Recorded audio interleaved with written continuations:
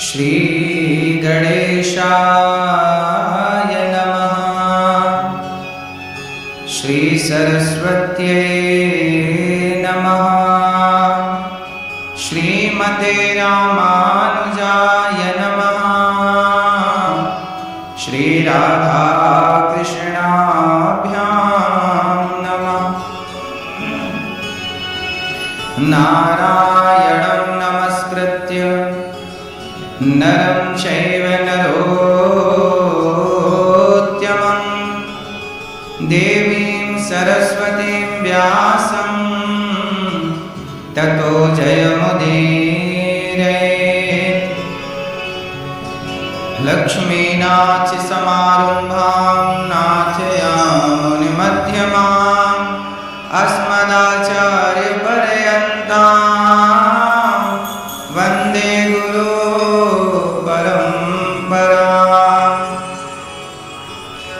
जय जय श्री राधारमण, जय जय नवल किशोर, जय गोपी चित्तचोर प्रभु, जय जय माखन चोर, जय जय माखन चोर, जय जय माखन चोर। राधा मेरी मात है, पिता मेरे घनश्याम, इन दोनों के चरणों में मेरा कोटि कोटि प्रणाम। मेरा कोटि कोटि प्रणाम, मेरा कोटि कोटि प्रणाम। आए हो तो प्रेम से लो हरि का नाम, सब भक्तों को अनिरुद्ध की जय जय राधे श्याम। जय जय राधे श्याम, जय जय राधे श्याम, जय जय सीताराम। सीताराम सीताराम सीताराम कहिए, सीताराम सीताराम कहिए। सब मेरे संगा। सीताराम सीताराम सीताराम, सब बोलो मेरे संग। सीताराम सीताराम सीताराम, सीताराम सीताराम सीताराम कहिए, सीताराम सीताराम सीताराम कहिए। जाहि विधि राखे राम, ताहि विधि रहिए। जाहि विधि राखे राम, ताहि विधि रहिए।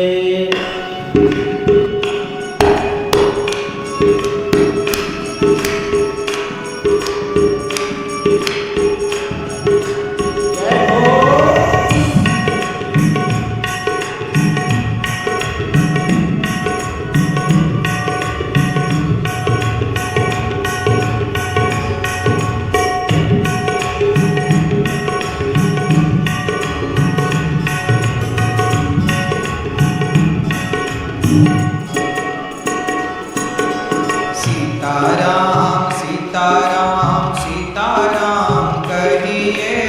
सीताराम सीताराम सीताराम कहिए।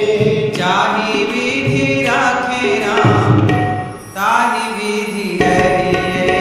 जाहि विधि राखे राम, ताहि विधि रहिए। सीताराम सीताराम सीताराम कहिए। सीताराम सीताराम सीताराम कहिए। जाहि विधि राखे राम, ताहि विधि रहिए। जाहि विधि राखे राम, ताहि विधि रहिए। जाहि विधि राखे राम, ताहि विधि रहिए। जाहि विधि राखे राम, ताहि विधि रहिए। अच्छा ये बताओ, राम जी की इच्छा है कि आप महलों में रहें और राम जी की इच्छा है कि आप झोपड़ी में रहें, तो राम जी की इच्छा में विरोध करना चाहिए कि राम जी की इच्छा में प्रसन्न रहना चाहिए। जो प्रभु की इच्छा में प्रसन्न रह के उनकी झोपड़ी या उनके महलों को स्वीकार करे वही भक्त है।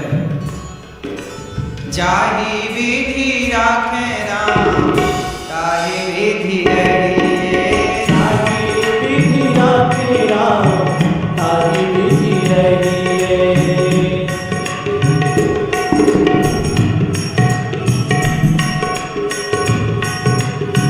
हरि बोल।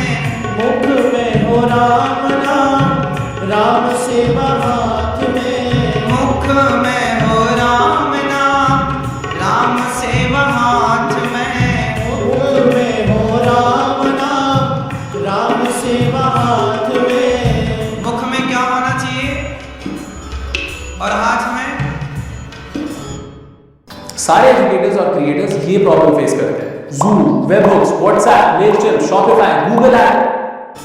मुख में हो राम नाम, राम सेवा हाथ में, तू अकेला नहीं प्यारे, राम तेरे साथ में। तू अकेला नहीं प्यारे, राम तेरे साथ में। तू अकेला, हमें कभी ये नहीं मानना चाहिए कि हम अकेले। हर समय ये भाव रखो कि भगवान हमारे साथ हैं।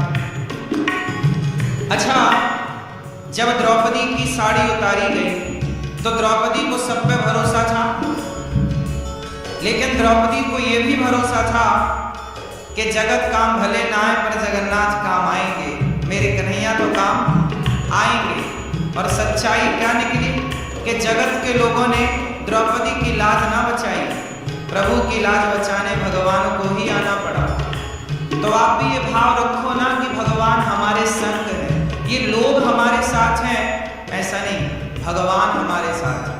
ये दुनिया आपका साथ कब तक देगी? कोई किसका साथ कब तक देगा? पत्नी कितनी भी अच्छी हो, पति कितना भी अच्छा हो, परिवार कितना भी अच्छा हो, पर ये लोग कब तक साथ देंगे?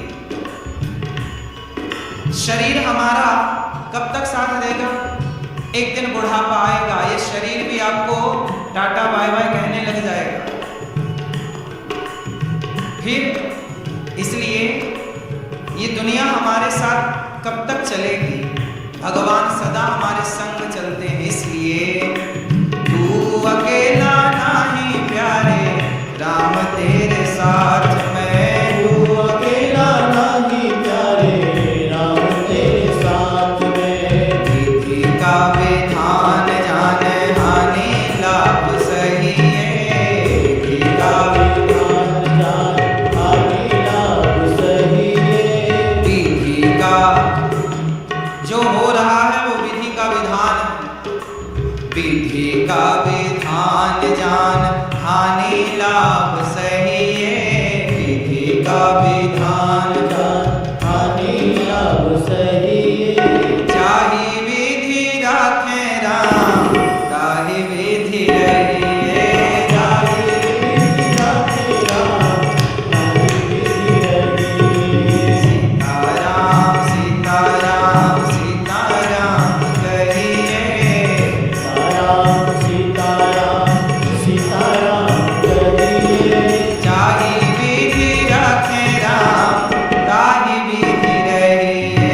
चाहि विधि राखे राम ताहि विधि रहिए।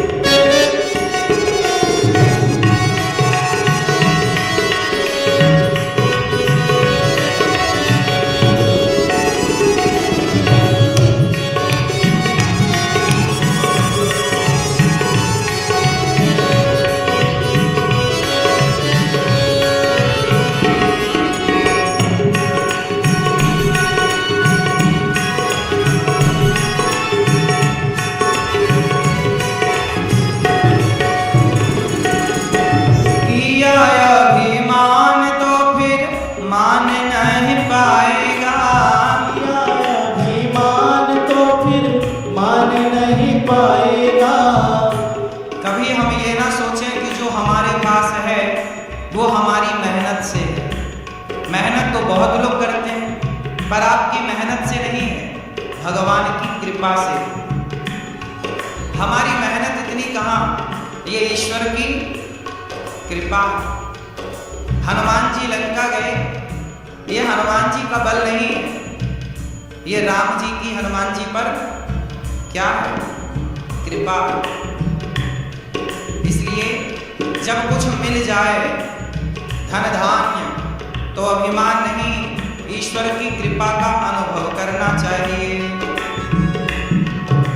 किया अभिमान तो फिर मान नहीं पाएगा, किया अभिमान तो फिर मान नहीं पाएगा।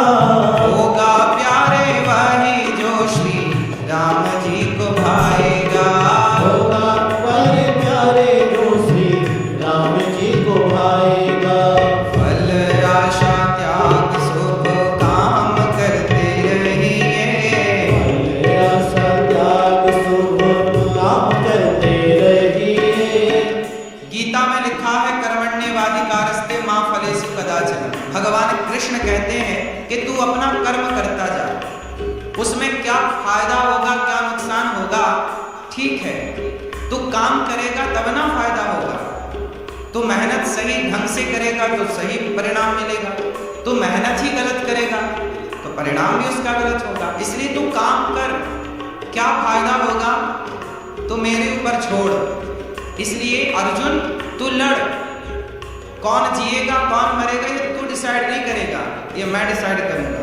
इसलिए हमें फल क्या मिलेगा छोड़ना चाहिए, काम करना चाहिए। जो मेहनत करता है वो सफल होता है। अब सोचोगे, कुछ लोग क्या सोचते हैं कि बताने से फायदा होगा कि नहीं, करते ही नहीं। अरे भाई जब करोगे तब ना अनुभव होगा। इसलिए एक बहुत अच्छी बात है इस भजन में, आखिरी बात सुनिएगा इस भजन की। जिंदगी की डोर सो हाथ दीनानाथ के, जिंदगी की डोर सो हाथ दीनानाथ के। महलों में रखे चाहे झोपड़ी में वास दे, महलों में रखे चाहे झोपड़ी में वास दे। अच्छा, महाभारत के युद्ध में अर्जुन ने अपने रथ की डोर किसे पकड़ाई, भगवान श्री। बस अर्जुन ने महाभारत के युद्ध में रथ की डोर कृष्ण को पकड़ाई। अब सोचिए जिनका रथ कृष्ण चला रहे हो, क्या उनकी कभी हार हो सकती है? इसलिए हमें नहीं पता कि कल क्या होने वाला है, लेकिन भगवान को पता है कि कल क्या होने वाला है। इसलिए जिंदगी की डोर भगवान को सौंप दो। जिन्होंने आज बेहतर बनाया है वही कल भी बेहतर बनाएंगे। हम अंधकार में जी रहे हैं, हमें कल के बारे में कुछ पता नहीं, लेकिन भगवान को कल के बारे में भी पता है। इसलिए भगवान को सहस्त्र शीर्षा पुरुषा सहस्त्राक्षः सहस्त्रपाद। भगवान की आंखें हजारों नहीं लाखों हैं, लाख आंख से देख रहा है तुझे देखने वाला। इसलिए हमारी दो आंखों से हम कितना देखेंगे, हम अपनी डोर उसे दे दें जो लाख आंख से देख रहा। हे प्रभु तू जान, तेरा काम जान।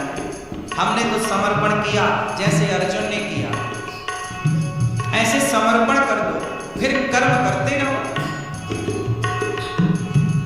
जिंदगी की डोर सो हाथ दीनानाथ के, जिंदगी की डोर सो हाथ दीनानाथ के। महलों में रखे चाहे झोपड़ी में वास दे, महलों में रखे चाहे झोपड़ी में वास दे। धन्यवाद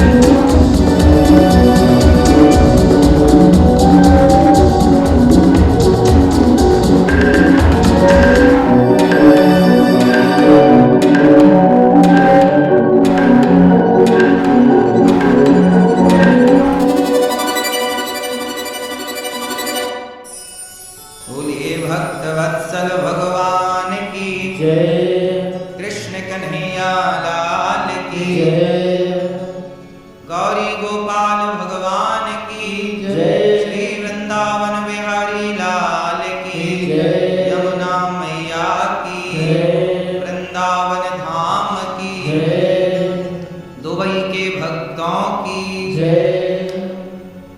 कैसे हैं आप लोग? सबको राधे राधे।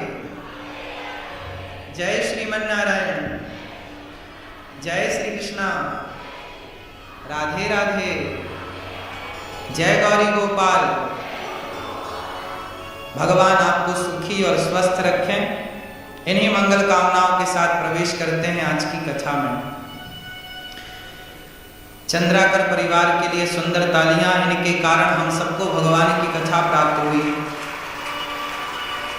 पूरे दुबई के भक्तों को पहली बार ये दास अनिरुद्ध आप सबका दर्शन पहली बार यहाँ बैठ करके हुआ। आप सबका दर्शन करने के लिए दास अनिरुद्ध आ गया। देखिए आप सबका प्रेम, आप सबकी भक्ति। बहुत सारे भक्त दुबई से गौरी गोपाल आया करते थे, कहा करते थे कि आप आइएगा आइएगा। भगवान से प्रार्थना बहुत लोगों ने आप में से की और भगवान ने ये पूरी ताकत, पूरी शक्ति, पूरा कार्य गौरी गोपाल भगवान ने चंद्राकर परिवार को सौंपा और हमारी मैया भैया के कारण बड़े प्रेम से आप सबके मध्य आने का सौभाग्य मिला और कथा हम सब बड़े प्रेम से अब सुनेंगे। देखो भगवान की कथाएं हम सनातनी जहाँ रहते हैं ना, वहाँ अपने हृदय को, अपने मन मंदिर को, अपने घर को मंदिर बनाकर ही रखते हैं। भारत के लोग दुनिया में जहाँ जहाँ रहते हैं उनके रहने का तौर तरीका, रहने का ढंग सब अलग ही है ना। कहते ना पीपल का पत्ता कहीं भी जाए कहलाएगा पीपल का ही। सोना जो पारस होता है ना, पारस एक मणि होती है। पारस मणि वो जिस लोहे को टच कर देती है वो लोहा सोना हो जाता है। भारत के लोग, भारत का प्रत्येक व्यक्ति वो पारस है कि उसके संग में जो आए वो धर्म रूपी सोना बन ही जाता है। धर्म से वो खुद तो जुड़ा ही है, औरों को जोड़ ही देता है। ये भारत का ब्लड है, भारत का खून ऐसा है। हमारे ब्लड में, हमारे धरती में धर्म समाया हुआ है कण कण में। समर्पण, इतना समर्पण है कि कहिए मत। देखिए हम धर्म को लेकर के चलने वाले लोग हैं। हमारे यहाँ राजा दशरथ जी जब उनकी मृत्यु का समय आया, कैकेयी ने क्या कहा कि हमें राम को वनवास भेजना है और भरत को राजा बनाना है। दशरथ जी पांव में गिर पड़े, कैकेयी के देवी मैं तेरे पांव पड़ूं, यदि राम वनवास गए तो मैं मर जाऊंगा। कैकेयी बोली आप कल मरने वाले हो तो आज मर जाओ, पर राम को वनवास भेजना है। दशरथ जी बोले कि तुम दूसरा कुछ और मांग लो। नहीं, कैकेयी बोली कि क्यों आप डगमगा गए, क्या राम को वनवास ना भेज पाओगे? दशरथ जी बोले देवी मैं तो राम को वनवास भेज दूंगा, जो वचन दिया हूं उसे पूरा करूंगा, पर याद रखना कि तुम विधवा हो जाओगी। कैकेयी बोली कोई बात नहीं, मैं विधवा होती हूं तो हो जाऊं, पर आपको मेरे दिए गए वचन पूरे करने होंगे। दशरथ जी ने अपने प्राणों की परवाह ना की और अपने कहे हुए वचनों को पूरा किया। ये बात हम केवल इसलिए बता रहे हैं कि प्राण जाएं पर वचन न जाए। हमारे देश में हमारे राजा महाराजा, हमारे राम हमें सिखाकर क्या गए हैं? हमारी विरासत क्या है? हमारी विरासत है धर्म। आप लोग दुबई रहते हैं, अपने देश से हजारों किलोमीटर दूर रहते हैं, लेकिन आप भी यहाँ रहकर एकादशी का व्रत करते हैं। यहाँ रहकर आप सवेरे उठकर भगवान की पूजा करते हैं। सभी सनातनियों के घर में लगभग गोपाल जी हैं, भगवान की आराधना है, पूजा है। ये सब क्यों है जानते हैं? ये धर्म है।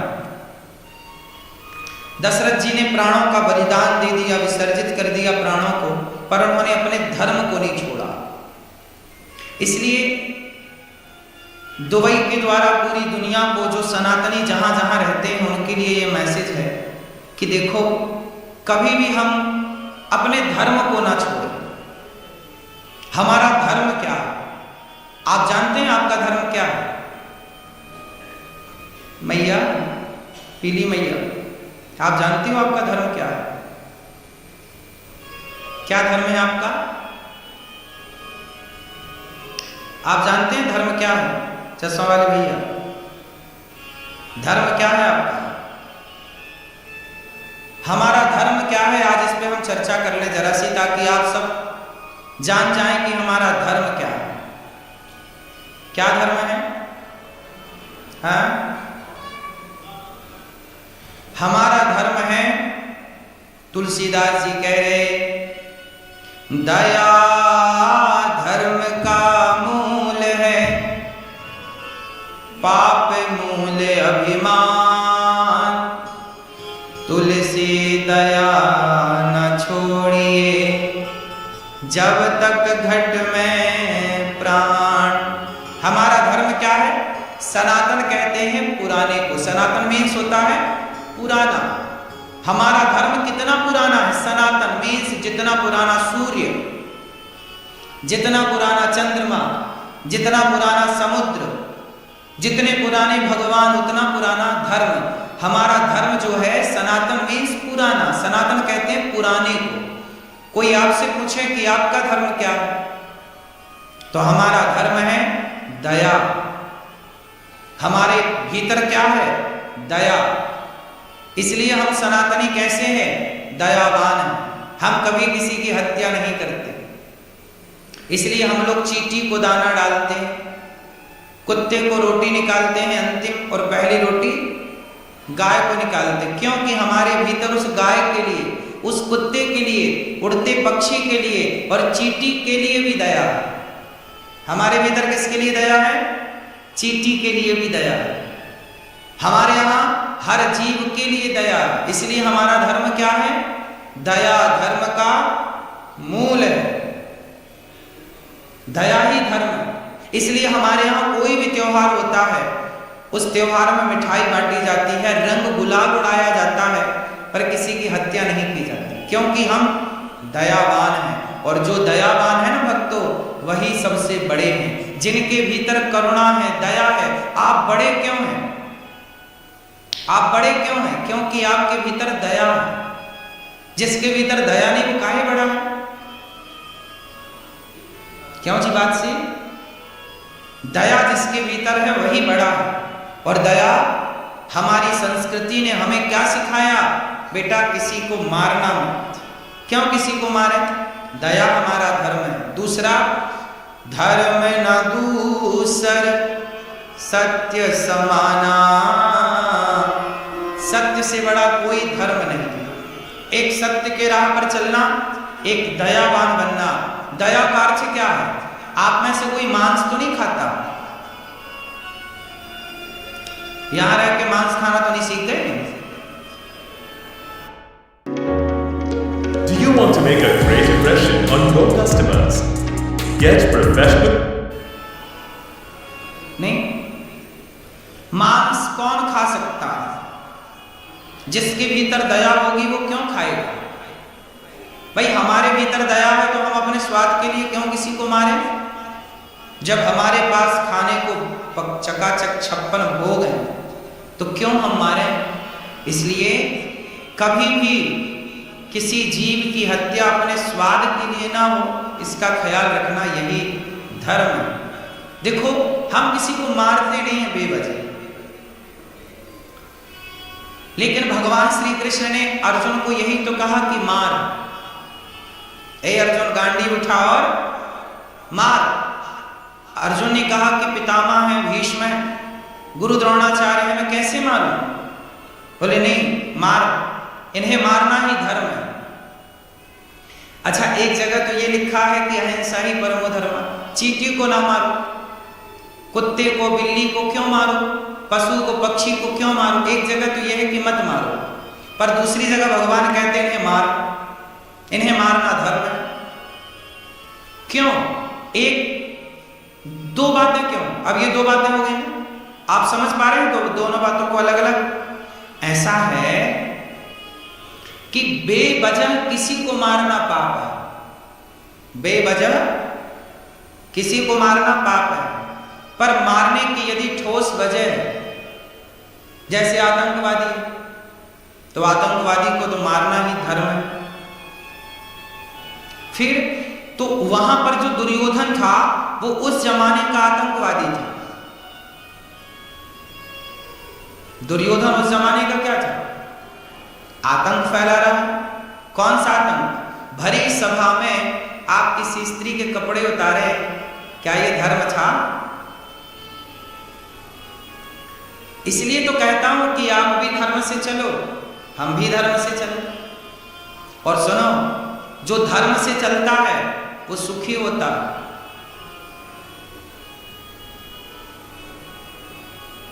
दुबई सफल क्यों हुआ? क्योंकि यहां सब अपने धर्म से चल रहे हैं। धर्म मीन्स सिस्टम से। कोई यहां के कानून को, यहां के नियम को नहीं तोड़ रहा है। जब आप धर्म को तोड़ देंगे, छोड़ देंगे, तो फिर आपका परिणाम वही होगा जो दुर्योधन का होगा। भरी सभा में क्या किसी स्त्री के कपड़े उतारना धर्म था? इसलिए तो भगवान ने भीम भैया से कहा, मार, इसकी जांघों को तोड़ दे। जबकि गदा युद्ध हो रहा था भीम का और दुर्योधन का, और गदा युद्ध का नियम था कि आप युद्ध में जांघों पर गदा का प्रहार नहीं कर सकते, सिर पर गदा का प्रहार नहीं कर सकते, केवल छाती पे करना है, पीठ पे करना है। लेकिन भीम भैया ने जांघों पर गदा का प्रहार किया। भगवान कृष्ण बोले कि मार। तब बलदाऊ जी आ गए वहां पर, बलराम जी। बलराम जी ने, अच्छा बलराम जी के दोनों शिष्य थे। गदा सीखा किससे था दुर्योधन ने? बलराम जी से। और भीम भैया ने भी किससे सीखा? बलराम। दोनों के गुरु एक। अब गुरु जी आए, गुरु जी ने कहा, भीम ये तुमने क्या किया? तुमने दुर्योधन की जांघें तोड़ दी और युद्ध के खिलाफ है ये काम, तुमने गलत किया। क्यों गलत किया? अब मैं तुम्हें मारूंगा। तब भगवान श्री कृष्ण बोले, भैया आपने ये तो देखा कि भीम ने इसकी जांघें तोड़ दी, वो गलत था। आपको भीम की गलती तो दिखाई पड़ी। जब भीम ने गलती की तब तो आप प्रकट हो गए, लेकिन जब भरी सभा में ये दुर्योधन कह रहा था कि द्रौपदी आजा, मेरी जांघों पे आके बैठ जा, तब तो आप प्रकट नहीं भरे, तब तो आप नहीं आए। आप बताइए, क्या किसी और की स्त्री को, क्या किसी और की स्त्री को अपनी जांघों पर बिठालना धर्म था? क्या कहना कि तुम मेरी जांघों पे आके बैठ जाओ, क्या ये धर्म था? तब तो आप नहीं आए। तो सुनो, इसने भरी सभा में एक नारी के साथ जो किया वो धर्म था बलदाऊ भैया कि अधर्म था? अधर्म था ना। तो बलदाऊ भैया यदि वह अधर्म था तो अधर्मी है ये, और अधर्मी को अधर्म से मारना ही धर्म है बलदाऊ भैया, इसलिए इसे मार देना चाहिए। इसकी जांघें जो तोड़ी भीम भैया ने वो गलत नहीं है, क्योंकि अधर्मी को अधर्म से मारना ही धर्म। धर्म प्राण जाए पर धर्म न जाए, यही तो है हमारी संस्कृति। कर्ण को भी भगवान ने अधर्म से मरवाया। जब वो रथ से नीचे आए तो भगवान ने कहा, अर्जुन उठा, मार इसे। पहिया नीचे धस गया ना तो उखाड़ने आए। भगवान कृष्ण बोले अर्जुन से, मार कर्ण को। अर्जुन बोले, प्रभु ये अधर्म है, योद्धा रथ से नीचे है, कैसे प्रहार कर दे? भगवान बोले कि जब इसने भरी सभा में कहा कि द्रौपदी तेरे 5 पति हैं, छठा मुझे बना ले, तब क्या वो धर्म था? इन्होंने कौन से धर्म का आचरण किया है? इन्होंने कौन से धर्म का मुंह देखा? जब इन्होंने धर्म का पालन नहीं किया तो अब इनके लिए धर्म क्यों? इसलिए भगवान ने वो सब कुछ किया जो करना चाहिए। बाण उठा, मार इसे। अर्जुन ने बाण मारा। अब देखिए भगवान राम के बारे में कहा कि रामो विग्रहवान धर्म, राम साक्षात धर्म की प्रतिमूर्ति हैं। लेकिन आप में से बहुत लोगों ने सुना होगा कि राम जी ने बाली को कैसे मारा? कैसे मारा? छुप के मारा। अब सवाल ये खड़ा हुआ कि राम ने बाली को छुप करके क्यों मारा? क्यों मारा जानते हैं? राम जी बाली को सामने आमने सामने भी तो मार सकते थे ना, चल मैं तेरे से युद्ध करता हूं, लड़ आमने सामने, लेकिन नहीं, भगवान ने बाली को सामने से नहीं मारा। कहां से मारा?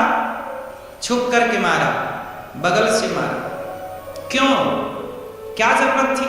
आज तक राम जी पर यह सवाल खड़ा रहता है कि राम जी ने बाली को छिप करके क्यों मारा। लोग सवाल करते हैं राम जी ने गलत किया, छिप के मारा, ये तो अधर्म है। अच्छा, राम जी ने बाली को छिप करके मारा, इसमें लोगों को अधर्म दिखता है, लेकिन उसके पीछे की पूरी जो कहानी है वो लोग नहीं जानते। आओ, राम जी ने छिप करके क्यों मारा, इसके पीछे भी जो कारण है वो जरा समझने की कोशिश करें। बात ये है कि जब राम जी सीता की खोज करते करते ऋष्यमुख पर्वत पर आए तो वहां पर राम जी की भेंट सुग्रीव से हुई। राम जी ने सुग्रीव से भेंट की और राम जी ने सुग्रीव को मित्र कह करके बुलाया, आप मेरे मित्र हैं। अब राम जी की और सुग्रीव की क्या हो गई? मित्रता हो गई। अब जब मित्रता हुई, दोस्त बने, तो राम जी ने पूछा कि मित्र, तुम्हारा परिवार कहां है? तुम्हारी फैमिली कहां है? तुम जंगल में अकेले हो, तुम्हारी पत्नी कहां है? तुम्हारे बच्चे कहां हैं? तब सुग्रीव ने रोते रोते अपनी पूरी दास्तां सुनाई कि मेरी पत्नी पर मेरे भाई ने कब्जा कर लिया। मेरा भाई है बाली। एक दिन क्या हुआ कि एक मय दानव आया हमारे नगर में, बहुत बलशाली था, बहुत बड़ा राजा था, मय राक्षस था। उसने हमारे भाई बाली को ललकारा तो भाई उससे लड़ने के लिए गए, वो एक गुफा में जाके घुसा। मेरे भाई ने कहा कि सुग्रीव, मैं 15 दिन तक तुम मेरा इंतजार करना, यदि 15 दिन में मैं आ गया तो आ गया, वरना तुम मुझे मरा हुआ जान लेना कि मैं मर गया। कितने दिन के लिए बोला बाली ने?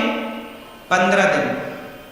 अब उस गुफा में चले गए और उस राक्षस का बाली से युद्ध होता रहा। अच्छा, युद्ध होते होते 1 महीना बीत गया। मैया मैया मैया तो हमारी सो गई। मैया राम राम, नींद आए तो बताना, लोरी सुनाएंगे मस्त। कोई बात नहीं, होता, इतनी अच्छी कथा है तो नींद तो आएगी। सुनो, नींद विद आए तो बताना, लोरी सुनाएंगे मस्त। नहीं सुनो, राम जी, सुग्रीव जो है अपने बाली भैया का 1 माह तक इंतजार किया। भाई ने बोला था 15 दिन देखना रास्ता, लेकिन अब सुग्रीव ने कितने दिन इंतजार किया? पूरा 1 माह, 1 माह इंतजार किया।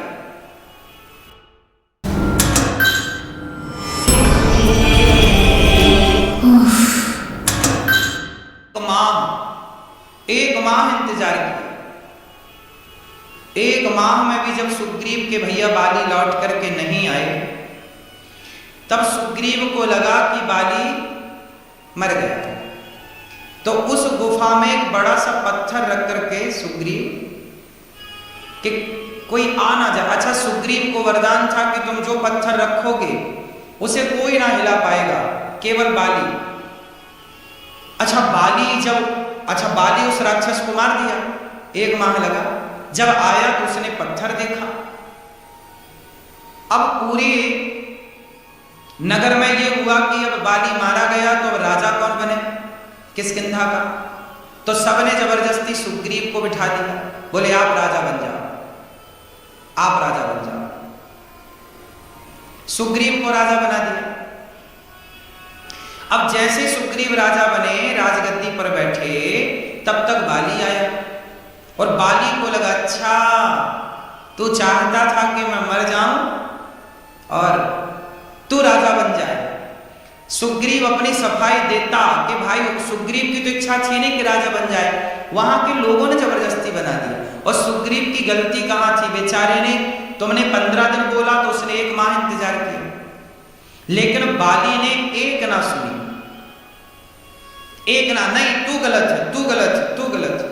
अच्छा, भाइयों का झगड़ा क्यों होता है? भाइयों का झगड़ा होता ही इसलिए है कि आप अपने भाइयों की पूरी बातें सुन नहीं पाते अपने एटीट्यूड के कारण। नहीं मैं ही तो सही हूं, तू गलत है, तू तो गलत ही होगा। काश अपने भाई की बात आपने सुन ली होती तो विवाद ना होता। पूरी बातें आपने सुनी नहीं। अब बाली ने सुग्रीव को ऐसा मारा कि बेचारा मर जाए। अब सुग्रीव भागा और सुग्रीव भाग के ऋषिमुख पर्वत पर बाली को श्राप था कि तुम यहां आ नहीं सकते, इसलिए उस पर्वत पर सुग्रीव रहा करते थे। बाली ने सुग्रीव को मार के भगाया और सुग्रीव की पत्नी पर बाली ने कब्जा कर लिया। भाई की पत्नी पर क्या कर लिया? कब्जा कर लिया। ये पूरी कहानी सुग्रीव ने राम जी को सुनाई। तब राम जी को बड़ा गुस्सा आया। अरे राम, कम से कम तुम्हारी पूरी बात तो सुनी होती। अच्छा एक बात बताओ, बाली ने सुग्रीव की बात सुनी होती ठंडे दिमाग से तो क्या भाई का झगड़ा होता? वो कह देता ना कि भाई मैं तो 1 महीने, तुमने बोला 15 दिन। अच्छा, उसको भी अपनी कही बात भूल गई बाली को। उसने कहा कि देखो, मैंने कहा था कि तुम 15 दिन रुकना, तुम बिल्कुल ना रुक पाए, जबकि बात हो गई 1 महीने की। अब ये विवाद का कारण बना। इसलिए कहता हूं कि जब भाई में कोई बात हो तो ठंडे दिमाग से एक दूसरे की पूरी बात सुनो। अच्छा, झगड़ा क्यों होता है जानते हैं? आधी बात जानने से झगड़ा होता है। पूरी बात कोई सुनते ही नहीं। सास अपनी बहू की पूरी बात नहीं सुनती, बहू अपनी सास की पूरी बात नहीं सुनती, जेठानी अपनी देवरानी की पूरी बात नहीं सुनती, देवरानी अपने जेठानी की पूरी बात नहीं सुनती। यदि पूरी बात सुनने का कल्चर हम फॉलो कर लें, पूरी बात सुनने का सिद्धांत अपना लें, तो कभी किसी में झगड़ा ना हो। कई बार जो हम समझते हैं वो होता नहीं, और जो होता है वो हम समझ नहीं पाते। क्यों जी? बात सही है, बात सही है। काश आप पूरी बात सुन पाते। काश बाली सुग्रीव की पूरी बात सुनता कि मैं क्यों राजा बना? मैं राजा नहीं बना, लोगों ने बिठा दिया, लोगों ने तिलक कर दिया, मेरा तो कुछ था ही नहीं, मेरी तो कोई इच्छा ही नहीं थी, और मैं आपका इंतजार कर रहा था, मैं बहुत दुखी था। लेकिन सुग्रीव के प्रेम को बाली समझ ना पाया और विवाद हो गया। भाई की पत्नी पर कब्जा किया, मार के लात निकाल दिया। सुग्रीव बेचारे वर्षों से पहाड़ पर थे। अब राम जी आए, बाली के हाथ को अपने हाथ में रखा, तुम मेरे मित्र हो, और जो ना मित्र दुख हामी दुखारी, तेना ही विलोकत पातक भारी। मित्र किसे कहते हैं? जो हमारे दुख को अपना मान ले, जो हमारे सुख को अपना मान ले, वो मित्र है। तो राम जी ने कहा कि अब तुम हमारे मित्र हो, तो तुम्हारा दुख आज से हमारा दुख, आज से आपका दुख हमारा। अब राम जी का ये धर्म है कि वो मित्र के, अच्छा ये बताओ, मित्र का दुख दूर करना चाहिए कि नहीं? तो राम ने क्या किया? राम ने प्रतिज्ञा कर ली। मित्र सुनो सुग्रीव मारे हूं बाल ही एक ही वाण, ब्रह्म रुद्र शरणागत गए ना उबर है प्राण। हे बाल सुग्रीव, मैं तुझे वचन देता हूं, तू मेरा मित्र है, मैं वचन देता हूं कि मैं बाली को एक ही बाण से मारूंगा। कितने बाण से मारूंगा? 1 बाण, दूसरा बाण ना लगेगा, और कहीं जाए अब उसके प्राणों की रक्षा नहीं हो सकती, क्योंकि उसने मेरे मित्र का दिल दुखाया है, अब मैं उसे मारूंगा। अच्छा, राम जी ने क्यों मारने की प्रतिज्ञा की? अच्छा बताओ, राम जी की बाली से कोई पर्सनल दुश्मनी थी? राम जी की बाली से कोई पर्सनल दुश्मनी थी? नहीं। राम जी तो बाली को जानते भी नहीं थे, और बाली भी राम जी को नहीं जानता था। एक दूसरे की शक्ल नहीं देखी, एक दूसरे से कभी मिले नहीं। जब मिले नहीं, हालचाल नहीं जानते, तो राम जी ने क्यों कह दिया कि मारूंगा? अच्छा, भाई भाई का विवाद था, क्या राम जी ने इसलिए प्रतिज्ञा की मैं मारूंगा? बोलो नहीं, राम जी ने इसलिए कहा मारने का क्योंकि बाली ने जो गलती की वो अक्षम्य है, मतलब क्षमा करने योग्य नहीं। क्या कि तुमने चलो भाई को लात मारा, ठीक है, तुमने भाई को निकाल दिया, ठीक है, यहां तक सब सही है, पर तुमने भाई की पत्नी पर कब्जा कर लिया, ये गलत था। इसलिए राम जी ने कहा कि नारियों पर जो अत्याचार हो रहा था उस जमाने में राम जी नारियों पर जिसने अत्याचार किया उसका सर्वनाश कर दिया राम जी ने। नारियों पर अत्याचार जब हुआ तो उस जमाने में नारियों के पक्ष में खड़े होकर राम जी ने नारियों को न्याय दिलाया, वरना बाली जैसों से पंगा कौन लेता भाई? बताओ। बाली ने, अब सोचिए कि जब बाली ने सगे भाई की पत्नी पर कब्जा कर लिया तो औरों की पत्नियों को तो वो गाजर मूली समझता रहा होगा। क्यों? किसी को भी उठा लाया, जो काम रावण का था, जो पसंद आया ले आए, जो पसंद आया ले आए, वही काम बाली का था। अच्छा, बाली और रावण की दोस्ती थी। आपने सुना होगा कि बाली रावण से ज्यादा ताकतवर था। बाली ने रावण को कहां दबाया? यहां कांख में दबाया, बगल में दबाए रखा 6 महीने तक। अब सोचिए कि जरा और जोर से दबा देता बाली तो रावण तो वहीं टैम हो जाता, नहीं हो जाता? क्यों मैया?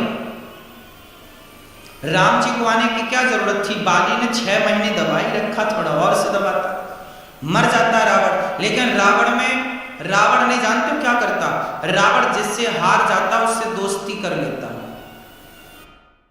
My hosting a WooCommerce store earns me money all day, every day.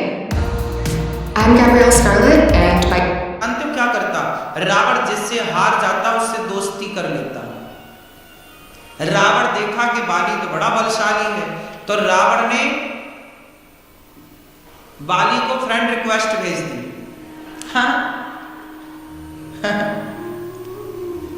और बाली और सुग्रीव, बाली की और रावण की क्या हो गई? दोस्ती हो गई। रावण में ये चतुराई थी, रावण चतुर था ना, ज्ञानी तो था, ये नीतिज्ञ था। रावण जिससे जीत जाता तो जीत जाता और जिससे हार जाता रावण उससे दोस्ती कर लेता, उसे अपना पड़ोसी मित्र बना लेता, ये मेरा मित्र है। तो बाली और रावण की बड़ी दोस्ती थी। राम जी ने बाली को मारने का इसलिए भी निश्चय किया कि तुमने गलत व्यक्ति से दोस्ती की। जब तुम्हें पता है कि रावण गलत था तो तुमने रावण से दोस्ती क्यों की? तुमने उसके अत्याचार को बंद क्यों नहीं किया? वो संतों को मार देता था रावण, वो किसी महिलाओं के साथ बलात्कार करता था, उठा के ले जाता था, क्यों नहीं तुमने रोका? तुम भी गलत थे और तुमने गलत आदमी से दोस्ती कर ली। इसलिए राम जी ने कहा, सुन सुग्रीव, मारी हो बाल है ये कही बात, मारूंगा। दूसरा, अच्छा, अंगद पढ़ने कहां गए जानते हैं? अंगद की पढ़ाई लिखाई कहां पूरी हुई? अंगद की पढ़ाई लिखाई रावण के विश्वविद्यालय में पूरी हुई। अंगद पढ़ने कहां गए? लंका। बाली और रावण की दोस्ती। तो फिर बाली ने फोन लगाया, छोरा आ रहा, एक पढ़ा लिखा दियो लाला। तो सुग्रीव, बाली जो है अपने बेटे को लंका, उस समय लंका बड़ा नाम था, लंका का बड़ा विद्यालय था लंका। रावण के 1 लाख बेटा थे। रावण के कितने बेटा थे? अब 1 लाख जब रावण की बेटा है और रावण के बेटों फिर 1.25 लाख पोता, 1 लाख पूत, 1.25 लाख नाती, 1 लाख तो बेटा थे रावण। अब उनके पढ़ाने के लिए रावण की व्यवस्थाएं बड़ी थी ना, सबको पढ़ाया लिखाया तो होगा। तो अंगद को भी बाली ने सोचा वहीं भेज देते हैं, कुछ फीस भी बच जाएगी। इसलिए अंगद और रावण का जो बड़ा बेटा, रावण का जो बेटा था अक्षय कुमार, इनकी पटती नहीं थी। एक दिन अक्षय कुमार को अंगद ने खूब मारा लंका में। तो अक्षय कुमार ने शिकायत कर दी गुरुजी से कि अंगद ने मारा है। तो गुरुजी ने श्राप दे दिया, अंगद आज के बाद तूने अक्षय कुमार को मारा और अक्षय कुमार ने तुझे यूं भी मार दिया तो तू मर जाएगा। इसलिए जब लंका जाने की बारी आई तो अंगद से कहा गया था तुम जाओगे लंका? बोले मैं चला तो जाऊंगा पर वापस नहीं आ सकता। क्यों? बोले अक्षय कुमार एक भी मार देगा तो मैं मर जाऊंगा। इसलिए हनुमान जी लंका गए तो सबसे पहले हनुमान जी ने अक्षय कुमार को मारा। किसको मारा?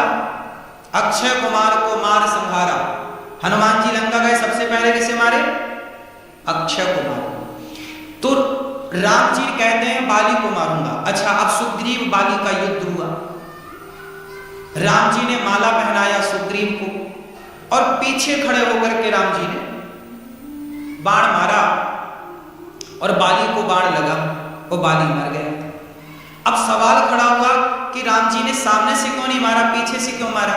इसके दो कारण, दोनों कारण बहुत ध्यान से सुनिएगा। पहला कारण तो ये कि राम जी वचन दे चुके थे सुग्रीव को कि मारूंगा, तो चलो मारते, सामने से क्यों नहीं मारा? सामने से यदि राम जी मारते, चलो राम जी सामने खड़े होते तो बाली शरण में आ जाता। राम जी की शरण में कौन आ जाता? और राम जी की दूसरी प्रतिज्ञा है कि शरणागत कहूं जे तजहि हित अनहित अनुमान ते नर पावर पापमय तिनहि विलोकत हन। राम जी कहते हैं कि जो मेरी शरण में आएगा चाहे वो कितना भी बड़ा पापी हो मैं उसे क्षमा कर दूंगा। यदि बाली शरण में आता, अब जरा ध्यान से सुनना इन लाइनों को, यदि बाली राम जी की शरण में आता और राम जी कर देते क्षमा तो सुग्रीव क्या बोलता? अच्छा, आपने बाली से दोस्ती कर ली और मित्र को दिया वचन भुला दिया, तो राम जी पर कौन सा कलंक लगता कि राम जी ने अपने सुग्रीव मित्र को धोखा दे दिया। क्यों जी, लगता कि नहीं? एक तरफ तो आप कहते हैं कि मैं बाली को मार दूंगा और दूसरी तरफ यदि बाली शरण में आता तो आप ना मारने के लिए विवश हो जाते और नहीं मारते राम जी, तो राम जी पर कौन सा आरोप लगता? बोलो, मित्र को धोखा देने का आरोप लगता। सुग्रीव को धोखा, बाली को नहीं मारते तो सुग्रीव तो यही कहता ना कि आपने बाली से दोस्ती कर ली, वो बलशाली था इसलिए, और आपने देखो हमें जो दिया था वचन छोड़ दिया। तो राम जी पर मित्र को धोखा देने का आरोप लगता कि नहीं? ये आरोप कौन लगाता? बोलो, ये आरोप कौन लगाता? सुग्रीव। अच्छा, राम जी पर मित्र को धोखा देने का आरोप। अब राम जी पर दो आरोप लगने हैं। एक आरोप ये कि राम जी ने पीछे से क्यों मारा, और एक आरोप ये कि राम जी ने मित्र को धोखा दे दिया। अब कौन सा आरोप बेहतर है इन दोनों में से? राम जी ने मित्र को धोखा दिया, ये आरोप लगता राम पर, तो ये आरोप ज्यादा खतरनाक था कि नहीं? तो राम जी को लगा कि आरोप तो लगना ही है, पर मित्र को धोखा देने का आरोप क्यों लगे? पीछे से मारने का ही आरोप लग जाए, कोई बात नहीं, मैं मित्र के लिए इतना तो बर्दाश्त कर लूंगा। राम जी उस समय चक्रव्यूह में फंस गए। यदि राम जी सामने से मारते तो बाली शरण में आ जाता, और शरण में आता तो राम जी बाली को छोड़ देते, और छोड़ते तो राम जी पर आरोप लगता। हाँ या ना? किस किस को बात समझ में आ रही? तो राम जी पर आरोप तो लगना ही था, तो राम जी ने फिर दूसरा रास्ता चुना कि एक काम करो, ये शरण में ना आए इसके लिए पीछे से मारो। तो दुनिया ये आरोप लगाती रहेगी कि राम जी ने पीछे से क्यों मारा, पीछे से क्यों मारा, छिपके क्यों मारा, छिपके क्यों मारा, इसलिए आज भी आरोप लगता। लेकिन क्या करते, राम जी मजबूर थे। कई बार हम समझते नहीं हैं चीजों को और आरोप लगा देते हैं, बात सही। तो राम जी ने इसलिए बाली को छिप करके मारा। अच्छा, जब बाण मारा तो बाली ने पूछा कि क्यों मारा, मेरी गलती क्या? अब राम जी ने गलती बताई। बाली बोला कि कारण कवन नाच मोहि मारा, मैं बैरी सुग्रीव प्यारा, क्यों मारा आपने मुझे? तब राम जी ने कहा, अनुज बधु भगनी सुत नारी, सुन सट कन्या समय चारी, इन्हें कुदृष्टि विलोकें जोई, ताहि बधे कछु पाप न होई। तुमने अपने भाई की पत्नी को जो तुमने हड़प लिया, भाई की पत्नी के साथ जो गलत किया, इसलिए तुम्हें मारा मैंने। अब बाली बोला मैं तो बंदर हूं, तो बंदर तो किसी के संग रहे, बंदर तो बंदर। राम जी बोले यदि तुम बंदर हो तो बंदर कहीं का राजा बनता है क्या? यदि तुम बंदर हो तो क्या बंदर कहीं का राजा बनता है? जबकि बाली कहां का राजा था?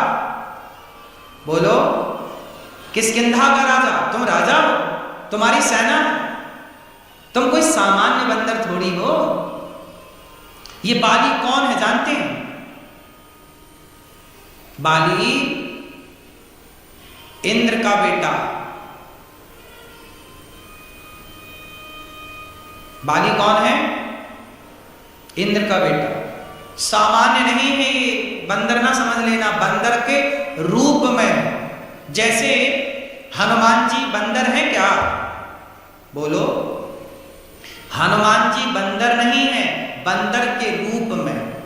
गंगा नदी नहीं है, नदी के रूप में है। गिरिराज जी पर्वत नहीं है, पर्वत के रूप में है। राम मनुष्य नहीं है, मनुष्य के रूप में है। इन्हें जो दिख रहा है उससे अलग है चीजें। इसलिए हमें ये नहीं मानना चाहिए कि गंगा एक नदी है। अरे गंगा नदी के रूप में है, गंगा नदी नहीं है। इसलिए गंगा को माता कहते हैं हम लोग। क्या बोलते? गंगा मैया, गंगा मैया। इसलिए हनुमान जी बंदर के रूप में है, बंदर नहीं। राम मनुष्य के रूप, विप्रधेनु सुर संतहित लीन मनुज अवतार। राम जी कौन है? मनुष्य बने ना। किसके लिए बने? धरती के पाप को खत्म करने के लिए, उतारने के लिए, कम करने।